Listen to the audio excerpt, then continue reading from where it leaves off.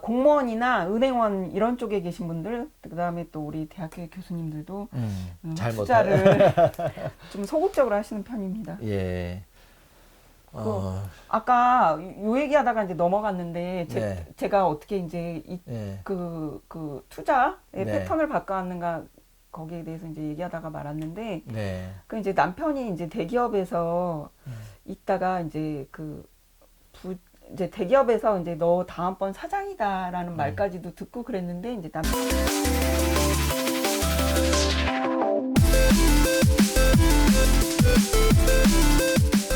남편이 갑자기 이제 이렇게 그만두게 됐어요. 이게 또 이제 너무 위쪽에 있으면 이게 또 그렇죠. 빨리 또 이번에 네. CEO가 바뀌고 나면 네, 리스크가 네, 있죠. 맞아요. 예. 그리고 그 오너 쪽에서 누가 이렇게 또 또 경쟁 권력을 상대가, 잡았냐, 또 그렇게 되니까 이제 조선시대하고 똑같은 거죠. 예, 그래서 이제 저는 예전서부터 이제 선진국일수록 수익형 부동산 쪽이 괜찮다라고 얘기를 들었는데 미국 시장이나 이런 네, 데. 그래서 저는 한 남편 나이가 50대 후반, 그러니까 그쯤 되면은 이제 60에 가까우면 그때 수익형 부동산으로 옮겨 타야지 생각을 했는데 갑자기 남편이 회사를 그만두면서 실업자 생활을 3년 할 때 네네. 그때 후회가 많이 됐었어요. 50대 초반에 나오셨네.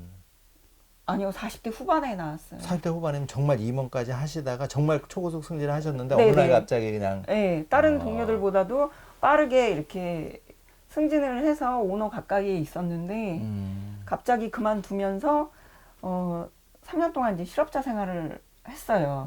그때 이제 실업자 생활을 하게 된 거는 이제 남편은 이제 감정평가사 공부를 했거든요. 예. 그래서 지금은 이제 감정평가 법인의 대표로 있는데 오, 그래요? 그 3년 동안 저는 이제 제가 공인중개사로서 일을 하는데 그 당시에는 또 이 부동산 시장 상황이 안 좋았어요. 네. 그래도 남보다 잘하긴 했지만 예. 이 공인중개업의 가장 큰 문제가 뭐냐면 또 저는 주택도 마찬가지고요. 이 등락이 심한 거예요. 그리고 저는 좀 큰 토지라든가 이런 거 업무용 빌딩을 하다 보니까 어떤 달은 진짜 뭐 적자인 적도 있고, 근데 또 그 다음 달은 뭐 1억에 뭐 수수료가 들어오기도 하고 막 이런 기복이 뭐 와. 심한 그런 예. 데 있다 보니까 예. 뭘 안정적으로 할 수가 없는 거예요. 예. 그래서 그때 후회가 됐었어요. 그러니까 이런 재개발, 재건축 같이 이렇게 가격이 이렇게 급등하는 것들은 평상시에 이렇게 수익이 안 생기잖아요. 예. 근데 진작에 수익형 부동산을 만들어 놨었으면 좀 이런 때 많이 도움이 됐겠구나라는 생각이 들더라고요. 그 말씀은 수익형 부동산은 꾸준하게 이제 네, 인컴이 꾸준하게, 들어오는 거고 네. 한 방에 또 들어오는 게 있고 이제 그런 어떤 차이점. 제가 지금 아쉬운 게 성수역 부근에 그때 이제 첫 해 15억에 나왔던 물건이 있었어요. 그리고 그 다음에는 18억에 이제 산 사람이 18억에 팔았는데 그 18억일 때 정말 제가 사고 싶어서 계산을 했더니 그때 이제 계산을 해보니까 제 수익 그때 월세가 네. 건물의 그 낡은 공장이었거든요. 그 예. 월세가 은행 이자를 커버할 정도면 샀는데 예. 월세가 은행 이자가 커버가 안 됐었어요. 그 당시에는 금리도 훨씬 높았고 새는 이제 낡은 공장이다 보니까 적어서 그래서 살까 말까 고민을 했는데 정말 그걸 좀 안정적으로 살려면은 저희가 완전히 그 공장 건물 어디 한 켠에서 자야겠더라고요. 그래서 제가 항상 새 아파트에만 살아와가지고 그게 불가능하고, 그다음에 남편이 만약에 안정된 직장에 계속 있었으면 그걸 샀는데 안 샀어요. 근데 그게 지금 한 8년 지나오니까 그게 지금 한 100억 정도 그런 게 됐더라고요. 아니 그러면 그게 18억짜리가 100억이 된 100억 정도에도 팔 수 있을 정도의 부동산이 됐어요, 지금. 평수가 한 몇 평 정도? 60평 조금 넘었어요. 62평 정도 되는 거예요. 성수동이면 그렇게 가능하겠네요. 지금 많이 개발이 됐고 막 카페 거리 뭐 많이 어마어마하잖아요. 그 공장 상태에서는 아니지만 건물을 새로 지었으면 그 정도 받을 수 있는 정도의 성수역에서 1분 거리에 있는 그런 건물이었는데 그때도 이제 그 안정적인 수입만 있었으면 충분히 샀을 텐데 그때 이제 그 불규칙적인 그 불안정한 제 그 인컴과 그다음에 이제 그때 남편은 이제 쉬고 있던 참이어서 그래서 이제 수익형 부동산에 대해서 전 남들보다 빨리 이제 관심을 갖게 됐었어요. 그런 계기가 또 책을 쓰게 된 계기가 된 거고 녹아 있는 거네요. 네. 그러면 그 이후에 교수님이 투자자로서 조금 한번 이렇게 대박을 쳤거나 중박이라도 그런 또 사례가 네, 이- 책에도 있지만 처음에 네. 이제 그 지식산업센터 하다가 경매가 나온 게 있었어요. 그래서 이제 네네. 경매를 이제 남편을 보내서 받아라 이렇게 얘기했는데 일단은 남편도 그 머리가 굉장히 좋은 사람임에도 불구하고 남편은 투자를 전부 제가 하고자 하는 투자를 다 막았어요. 하지 예, 마라. 예. 네. 근데 이거는 이제 돈이 조금 밖에 안 든다 그래서 가서 투자를 했는데, 네. 그 당시에 이제 2013년인가 14년도에 네. 그 지식산업센터 경매에 들어갔는데 보니까 단독 입찰이었더라고요. 그냥 예. 응찰만 하면 되는 네, 거였는데. 그래서 제가 가서 한 10만 원만 더 써. 이렇게 했는데 이제 100만 원을 더 쓰고 왔더라고요. 그래서 네. 조금 아쉬웠지만 네. 지금 그거는 뭐 가격은 2배 정도 오르고 근데 원래 이런 수익형 부동산은 가격 상승 갭이 큰 게 아니거든요. 근데 네. 그동안에 월세는 한 200 정도씩, 200 이상씩 꼬박꼬박 나왔고, 이제 이자는 저희가 그거에 뭐, 그 당시에는 말씀드렸다시피 80% 정도 대출을 받았기 때문에 네. 이자가 이제 80만 원씩 나갔었어요. 예.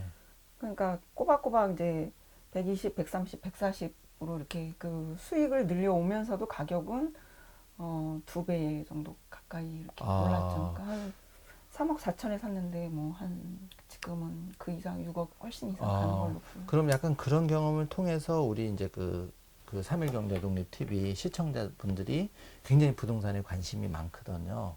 약간은 내가 종잣돈이 3천만 원밖에 없다.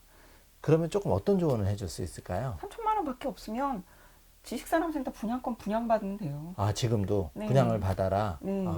근데 아무데나 분양받으면 안 되고요. 네네.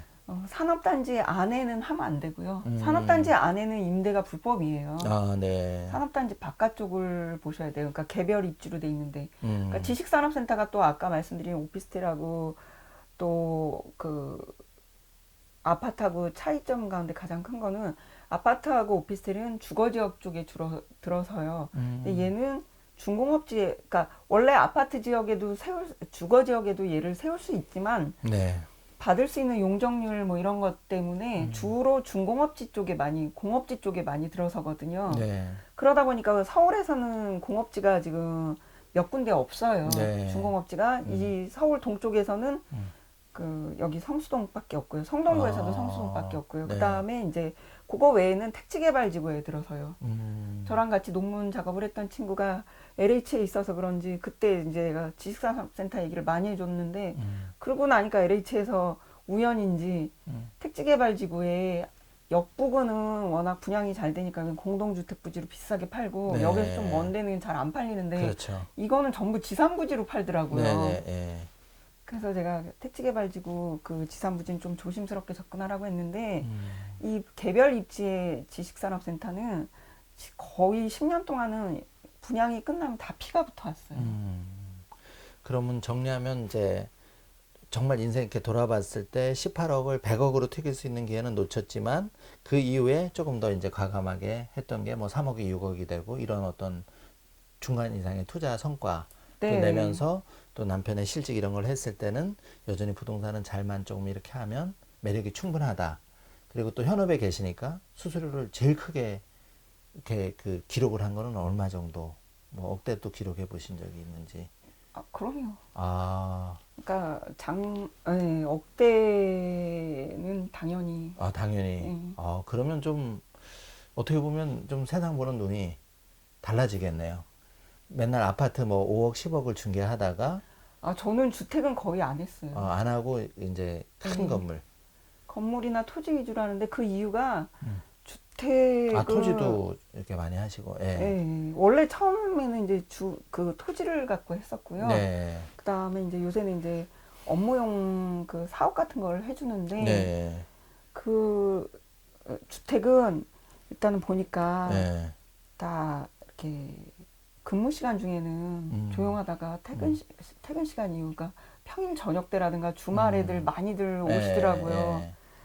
그런 부분이 좀 저랑은 잘 안 맞았던 것 같아요. 저는 계속 직장 생활을 해왔고 하니까 네. 근무 시간만 이렇게 여기에 집중하고 싶고 퇴근 시간 이후에는 안 하고 싶죠. 그래도 여전히 뭐 중개업에는 뭐 밤 8시, 9시, 10시에도 전화가 오고 뭐 그렇게. 저는 궁금한 게 예를 들어서 1억 수입을 받았어요. 그러면 보통 평범한 직장인들은 상여금을 받아도 뭐 300만 원, 500만 원 이런데 그래도 뭐 외식을 한다든지 근사견인데 1억 수입이 갑자기 생기면 혹시 뭐 매제 뭐 그게 궁금하거든요. 뭘 하셨는지 처음 이렇게 받았을 때. 애한테 조금 증여해주고요. 아. 남편더러 투자하라고 좀 주고요. 어. 그랬던 것 같네요. 아, 저도 외제차를 사준 게 아니라 투자하라고. 저희 애 아빠가 남편이 네. 조금 투자에 대해서는 소극적이고 막는 편이에요. 네. 지산만큼은 본인이 해서 이제 네.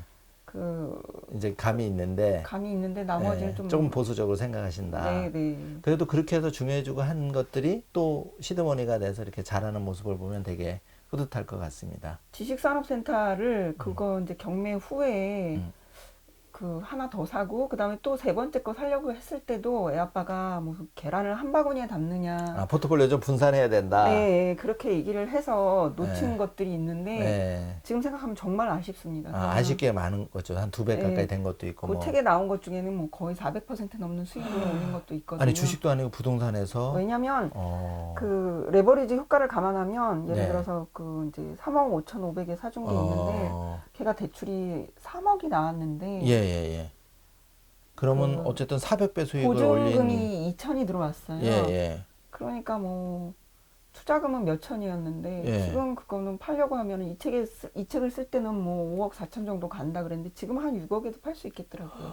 와. 그러니까 뭐 들어간 돈 몇 천에다가 6억이니까 뭐 예. 엄청난 수익을. 그러면 2, 3천 넣어서 6억을 만들었다는 네, 얘기죠. 네, 그렇습니다. 아. 그리고 그 사이에 예. 월세는 120만 원씩 꼬박꼬박 봐봐. 받아. 약간 좀 구체적으로 얘기하시면 어떤 그 투자였죠? 그냥 뭐 특정은 얘기 안 해도 되시니까. 지식산업센터. 지식산업센터를 보증금